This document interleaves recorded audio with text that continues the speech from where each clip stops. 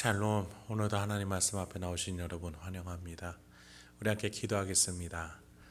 하나님, 오늘도 우리에게 귀한 하나님의 말씀 주시니 감사합니다. 오늘 이 말씀을 통해서 나의 영혼이 내려놓을 것들 내려놓게 하여 주시고, 또 붙잡아야 될 것들 붙잡게 하여 주시옵소서.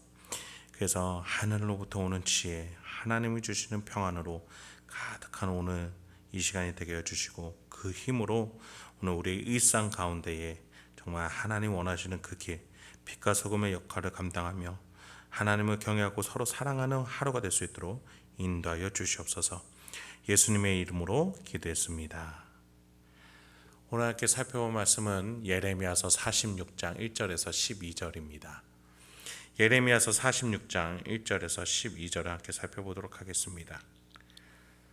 제가 일전에 말씀드린 바와 같이 예레미야서는 52장으로 이루어져 있는데 1장부터 46장이 유다의 죄와 심판에 관한 것이고, 그 이외에 이제 45장까지가 그러하고 46장부터 이후는 유다를 제외한 다른 나라들, 애굽, 바벨론, 모압, 암몬, 이런 나라들에 대한 하나님의 메시지입니다.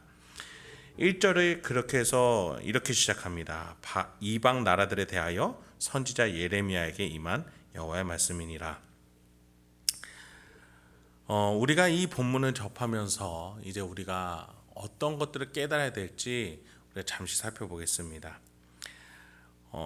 신의 영역을 탐하는 인간의 죄악된 본성이 이 본문들 속에서 나타납니다. 하나님의 경륜 속에서 이 나라들은 속절없이 심판을 당하고 무너지고 맙니다. 왜 그렇습니까? 하나님의 영역을 침범했기 때문입니다.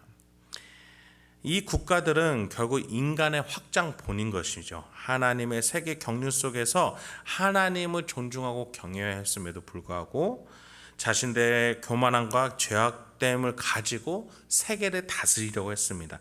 자신의 영역을 더욱더 확장하려고 했습니다. 그런 점에서 우리는 우리의 위정자들과 나라들을 위해서 알고 하나님을 어떻게 경외하며 나라가 운영되어야 되는지 아는 이번 시간들이 됐으면 좋겠습니다. 2절로 이어집니다. 애굽에 관한 것이라. 곧 유다의 요시야 왕의 아들 여호야김 넷째 해에 유브라데 강가 갈그미스에서 바벨론의 느부갓네살 왕에게 패한 애굽의 왕 바로 느고의 군대에 대한 말씀이라. 여러 나라 중에 첫 번째로 애굽에 대해서 하나님 말씀하십니다. 하나님은 유다 예루살렘에서도 말씀하셨지만 이방 나라들에게도 똑같이 하나님의 뜻을 적용시키십니다. 그런 점에서 유다가 의지하렸던 애굽이라는 점에서 가장 첫 번째로 그들에 대한 하나님의 심판 메시지가 밝혀집니다. 그들이 하나님의 세계 경륜을 침범해서 자신들의 오만함과 자만함을 확장시켰기 때문입니다.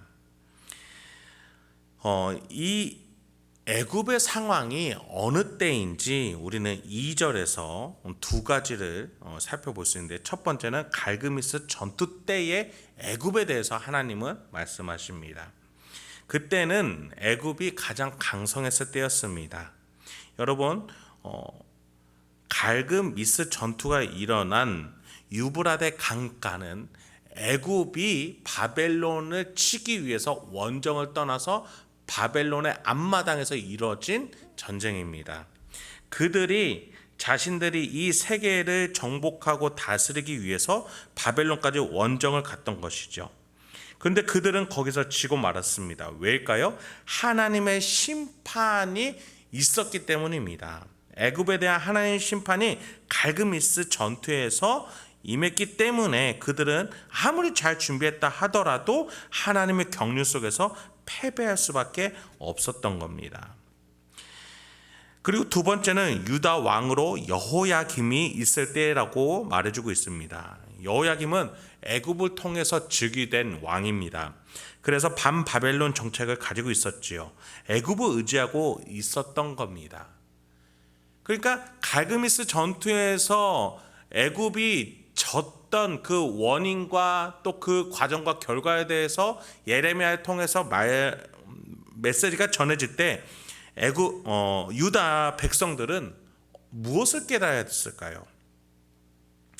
하나님께서 다스리고 계시고 너희들이 붙잡아야 될 것은 애굽이 아니라 바로 하나님의 말씀이라는 것을 그들은 들었어야 했다라는 겁니다. 하나님께서는 첫 번째로 세계 가운데 가장 강대국 애굽이 갈그미스 전투에서 패배하게 하신 이유를 하나님 손 아래서 심판당하신 것임을 말씀하고 계십니다. 예레미야를 통해 선포하심으로써 애굽의 죄악이 멈춰야 할 것이고 또 애굽을 의지하고 있는 유다도 하나님을 의지해야 함을 밝히시는 겁니다. 그럼에도 불구하고 여호야김과 시드기야는 계속해서 하나님을 멀리하고 말씀을 갈기갈기 찢으며 불태우며 자신들의 생각으로 나라를, 이 유다를 지키려고 했던 것을 우리는 잘 알고 있습니다. 하나님은 그 애굽에 대해서 계속 조롱하시면서 말씀하십니다. 3절부터 6절입니다. 너희는 작은 방패와 큰 방패를 예비하고 나가서 싸우라. 너희 기병이여 말에 안장을 지워 타며 투구를 쓰고 나서며 창을 갈며 갑옷을 입으라. 여호와의 말씀이니라. 내가 본즉 그들이 놀라 물러가며 그들의 용사는 패하여 황급히 도망하며 뒤를 돌아보지 아니함은 어찌미냐. 두려움이 그들의 사방에 있음이로다. 발이 빠른 자도 도망하지 못하며 용사도 피하지 못하고 그들이 다 북쪽에서 유브라데 강가에 넘어지며 엎드러지는도다. 하나님은 바벨론이라는 나라를 세우셔서 세계를 다스리는 가운데 계신 것입니다. 하나님은 애굽을 갈그미스에서 심판하시고자 애굽을 불러 세우셨고 또 바벨론을 세우셔서 애굽을 치게 만드셨습니다. 그래서 하나님은 이렇게 말씀하시는 거죠. 너희가 준비한 방패로 싸워보라. 너희 기병들아 갑옷을 입고 한번 나와보라. 그래봤자 너희는 심판을 당한 존재들이다 라고 말씀하시는 겁니다. 그래서 그들은 결국에는 도망을 가고 두려움으로 떨게 됩니다. 결국에는 하나님의 심판 때 바로 북쪽 유브라데 강가에서 그들은 전투에서 지고 심판을 당하게 됩니다. 7절부터 9절까지 하나님은 다시 한번 그들을 조롱하십니다. 강의 물이 출렁임 같고 나일 강이 불어난 같은 자가 누구냐? 애굽은 나일 강이 불어난 같고 강물이 출렁임 같도다. 그가 이르되 내가 일어나 땅을 덮어 성읍들과 그 주민을 멸할 것이라. 말들아 달려라. 병거들아 정신없이 달려라. 용사여 나오라. 방패 잡은 구스 사람과 붓 사람과 활을 당기는 루딤 사람이여 나올지니라 하거니와. 애굽은 구스, 붓, 루딤 지역에 용병들을 모아서 군사들을 많이 데리고 있었습니다.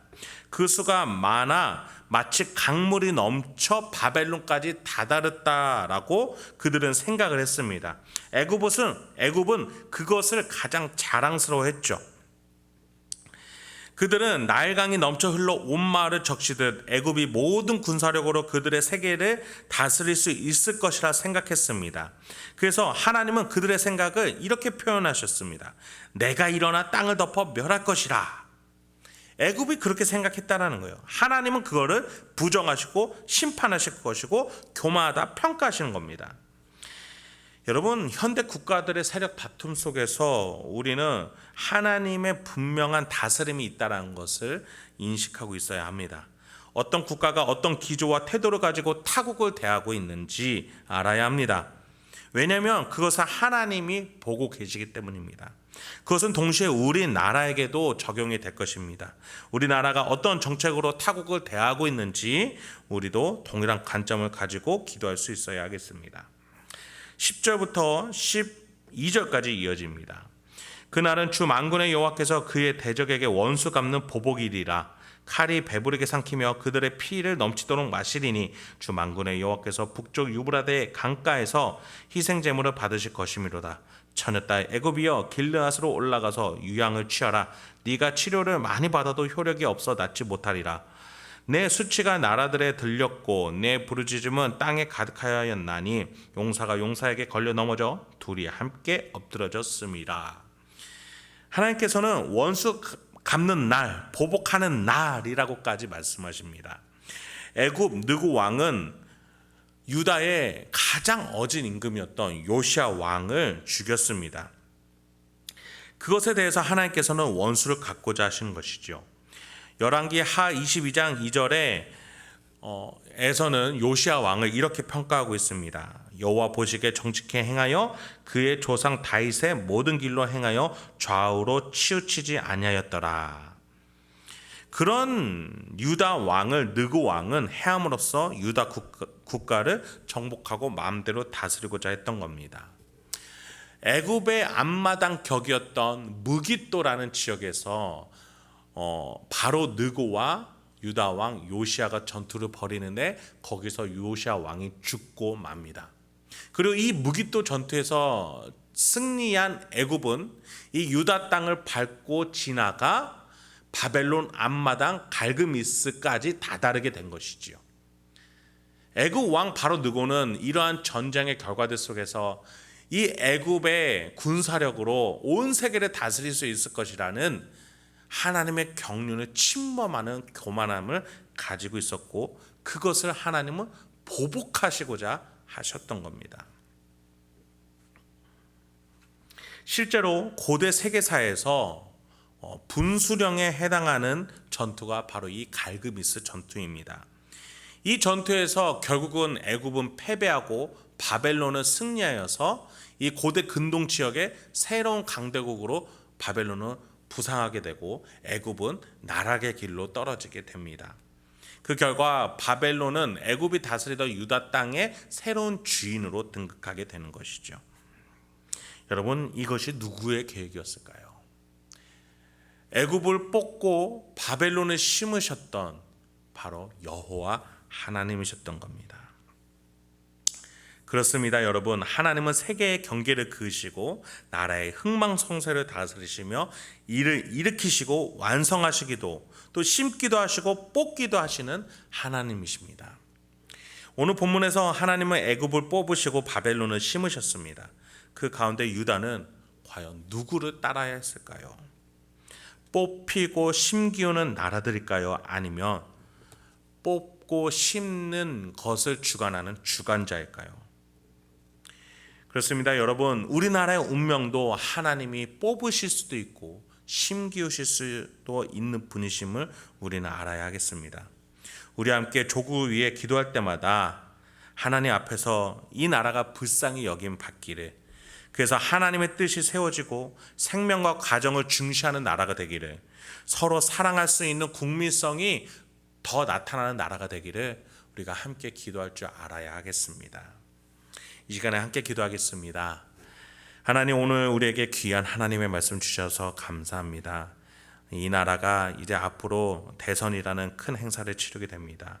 그 속에서 한국 교회들과 한국 성도들이 어떤 것으로, 무엇으로 기도해야 하는지 주여 알려주시옵소서.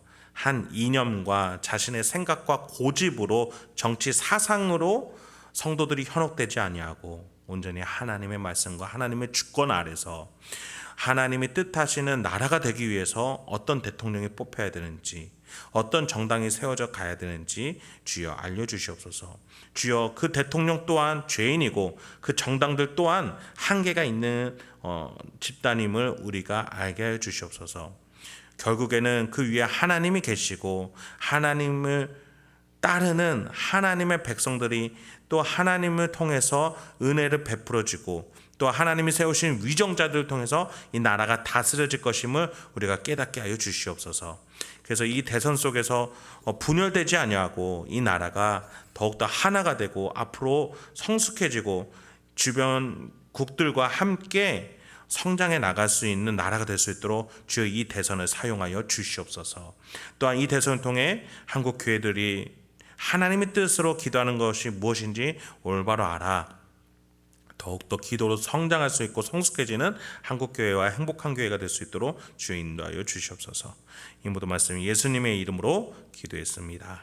아멘.